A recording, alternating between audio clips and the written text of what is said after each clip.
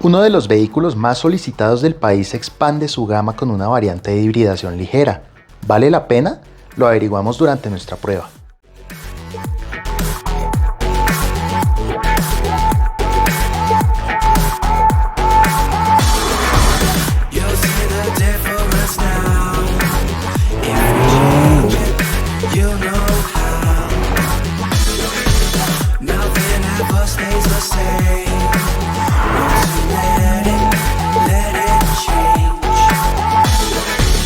It's like a family tree, part of you and part of me. And if we should separate, go your own way, I won't wait. Y antes que nada, tengamos en cuenta que de esta CX-30 ya hicimos un muy profundo análisis de la versión convencional, la más equipada con el motor 2.5 y tracción all-wheel drive. Así que enfoquémonos en este caso, en esta versión de hibridación ligera, muy esperada precisamente por ese sistema de hibridación que al menos de momento la deja exenta del pico y placa en algunas de las ciudades principales del país. Y aclaro, de momento, porque a lo mejor alguien está viendo este video dentro de 6 meses o dentro de un año, a partir de la fecha en que se subió, y esa parte ya no aplica, ese beneficio, por decirlo así, porque es el beneficio principal. ¿Y por qué digo que es el beneficio principal? Porque es un sistema de hibridación ligera. Lo hemos explicado en varios casos con otros vehículos y vale la pena aclararlo de nuevo. Una hibridación ligera no es un sistema de hibridación tradicional. Esto no es un Corolla Cross o un Yaris Cross que hacen 70 km por galón quitados de la pena. No, esto es más bien un componente pegado al cigüeñal del motor que lo que va a hacer es reemplazar el motor de encendido o el alternador. Me va a dar algún beneficio de consumo, sobre todo en ciudad, porque en la práctica es más un sistema start-stop modernizado.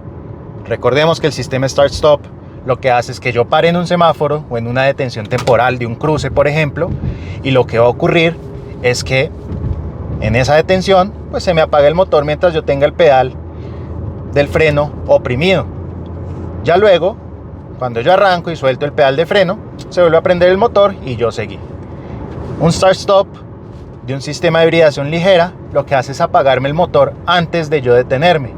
Entonces desde unos 20 km por hora ya se me puede apagar el motor y yo llego por puro impulso a esa parada del semáforo. Ese es el beneficio principal que me va a dar un sistema de hibridación ligera. No voy a tener una autonomía eléctrica y puede que ese apoyo eléctrico de ese componente que tengo ahí sobre el cigüeñal del motor, o más bien unido al cigüeñal del motor, me dé un poco de torque, un poco de potencia extra. Pero en el caso de estos Mazda con estos sistemas se anuncia la misma potencia máxima y el mismo torque máximo del motor 2.0, que al final del día nos terminan dando un desempeño modesto, pero no es un desempeño malo o un desempeño insuficiente. ¿Qué es lo que pasa? Lo que pasa es que termina siendo más adecuado para ciudad. Cupo completo, vamos a sufrir un poquito en adelantamientos más delicados. Vías de doble de un carril por sentido como esta, también vamos a sufrir en un adelantamiento de un camión que va muy lento o de un bus que va a muy baja velocidad. Va a ser un poco más difícil y va a haber que anticiparse más en esas situaciones tan comunes en las carreteras colombianas. ¿Y por qué es muy importante mencionar esto? Porque a cambio de esa reducción en consumo, que no va a ser tan dramática, y a cambio de esa pérdida en desempeño, que sí va a ser notoria en relación a la versión 2.5, estamos pagando al final del día una cantidad de dinero, al menos a la fecha, muy cercana a esa mencionada versión 2.5 con tracción a las 4 ruedas. Una 2.5 all-wheel drive no está mucho más arriba en precio de esta mild hybrid.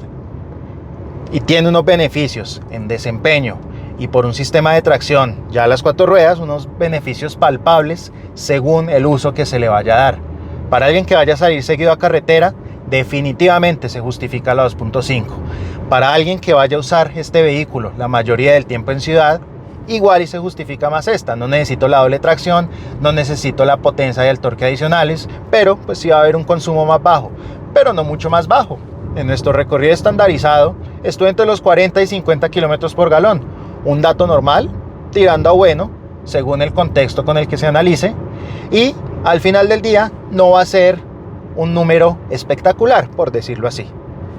Es un vehículo que en todo lo demás, eso sí, tiene las virtudes que ya conocemos de un CX-30, es decir, una suspensión con una excelente puesta a punto, en la que se va a notar, como bien se mencionó en la prueba anterior que le hicimos un CX-30, se va a notar esa diferencia con el Mazda 3 en el sentido de que sus reacciones en una exigencia mayor, por ejemplo en una maniobra evasiva o en un tramo con muchas curvas, pues no va a tener la misma fluidez de un Mazda 3.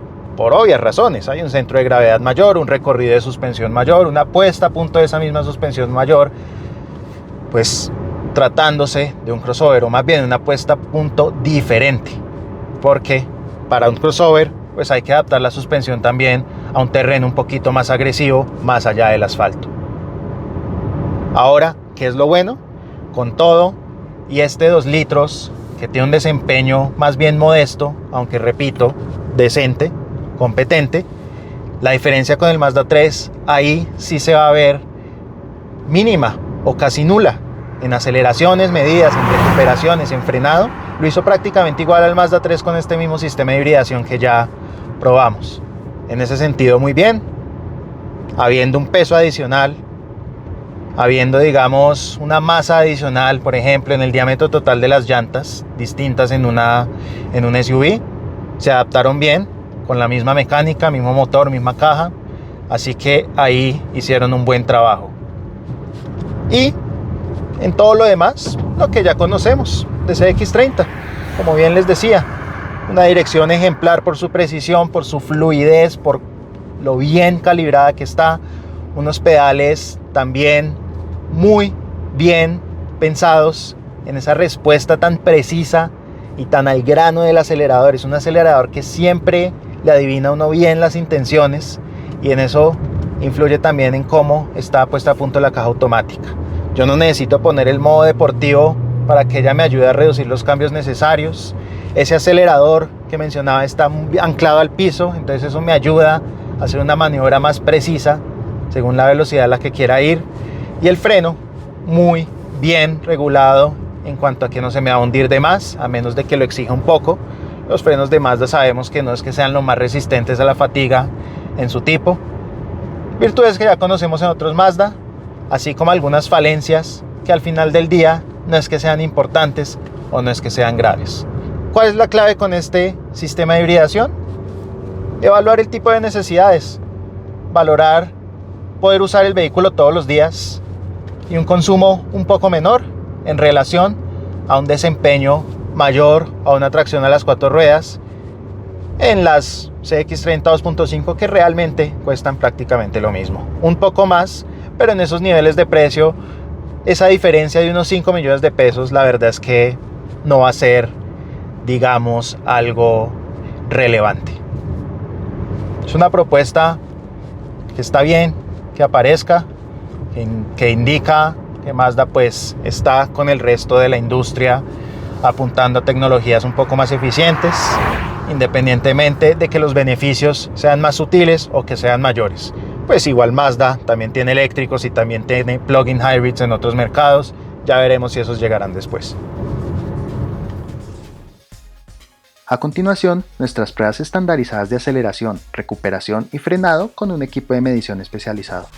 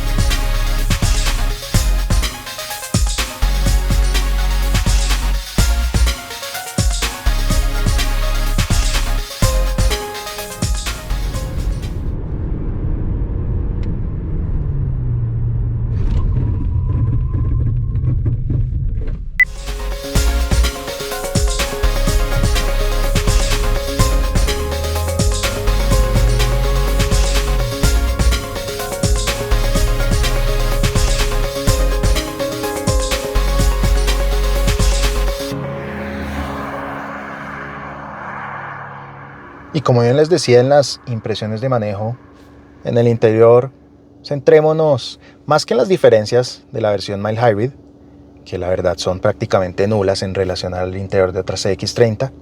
Mencionemos algunas cosas que he notado puntualmente manejando otra vez CX-30, pero pues uno va notando detalles distintos entre más kilómetros hace. Entonces, lo primero, si acaso, esta versión, a diferencia de la más completa, no tiene una cámara de 360 grados, sino solamente una cámara trasera. Esta guía, por cierto, no es móvil, no se mueve pues conforme yo muevo el volante. No es un detalle grave, pero sí delata que el costo de esa parte es menor. Y es menor también, ¿por qué? Porque yo aquí pasé a Drive y se me quitó la cámara de una vez. No es de esas cámaras que se quedan activadas mientras yo termino de acomodarme en el espacio de estacionamiento, sino que simplemente se desactivan al poner Drive o al quitar la reversa más bien. Son detalles pequeños, pero que uno va notando poco a poco entre distintos vehículos o entre distintas versiones del mismo vehículo. Depende. Ahora, ¿qué me encanta?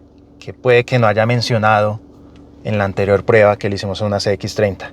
Me encanta la disposición de estos instrumentos, con la información necesaria, pero con un tamaño de las agujas y con una presentación limpia y de excelente lectura. Que me encanta también el asistente de luces altas. Muy sutil en cómo ajusta las altas según la presencia de otros vehículos en la vía. Es una especie de Matrix LED de marcas como Audi o como BMW, pero sin esa extrema sofisticación que también se refleja en el costo de algunos vehículos que tienen esa solución tecnológica, pero con esos beneficios o con la mayoría de los beneficios. El sistema de luces es bastante bueno para el precio, que también podría agregar a lo que ya se ha mencionado de CX-30 o de otros Mazda en general. Este sistema, conociendo algunas reglas básicas, uno ya lo puede aprender a utilizar muy bien, muy sencillo. Recordemos que esta pantalla no es táctil, dependemos de esta perilla, pero esta perilla está perfectamente ubicada para yo usar o cambiar de función según lo que necesite, hacerlo casi a ciegas. Yo ya sé que si voy a cambiar la emisora, entonces igual y me muevo un par de pasitos hacia la izquierda, presiono y ya me las arreglo. Y de todas maneras está también el control de volumen remoto, pues para que lo use el pasajero. No mucho más hay que mencionar realmente.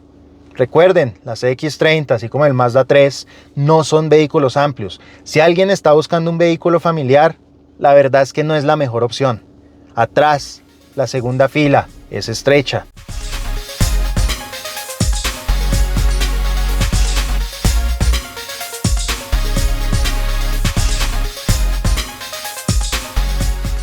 El baúl es apenas suficiente.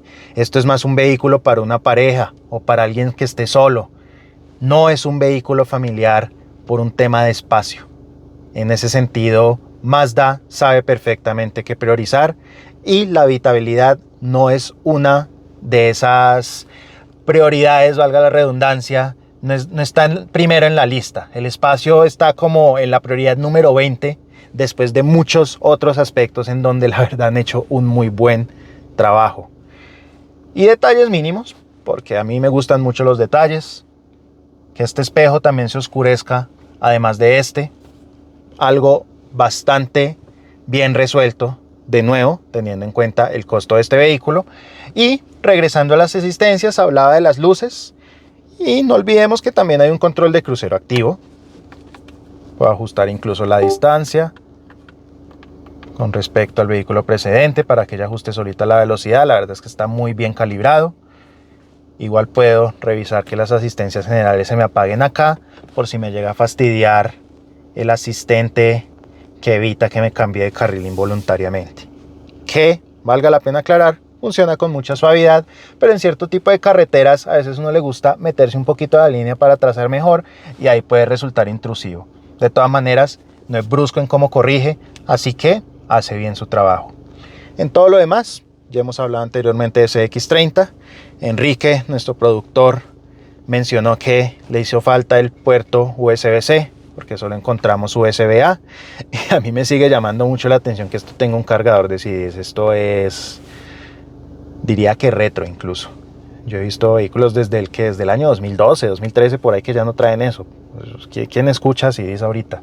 Y más el público de Mazda, que tiende a ser un poco más juvenil, por decirlo así. Pero ellos sabrán lo que hacen, lo configuraron ahí. Y ahí está. No mucho más que decir, más allá de lo que conocemos. Es un interior en general bueno, según lo que se priorice. No tan familiar, pero igual muy bien hecho en lo que se enfocaron realmente. Como en otros vehículos con sistemas de hibridación ligera, el verdadero beneficio no está en un consumo mucho menor, pues este es prácticamente el mismo, durante un uso normal, al de las versiones convencionales. La ventaja está en que no aplican las restricciones de pico y placa a la fecha para este tipo de hibridación más sencilla, y en muchos usuarios eso podría justificar, de la mano con algún beneficio tributario, un precio tan cercano al de la versión más completa de la CX-30, que ya como adicional entrega un motor más grande y potente, tracción a las 4 ruedas y más equipamiento.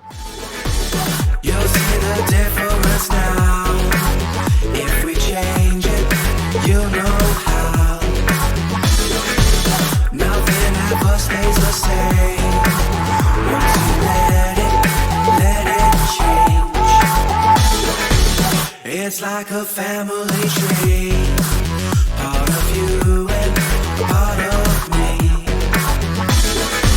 And if we should separate, go your own way, I won't wait. Ustedes, quienes nos ven, son lo más importante para nosotros, así que si les gustan nuestros contenidos, no olviden suscribirse a nuestro canal, darle like al video y activar la campanita de las notificaciones.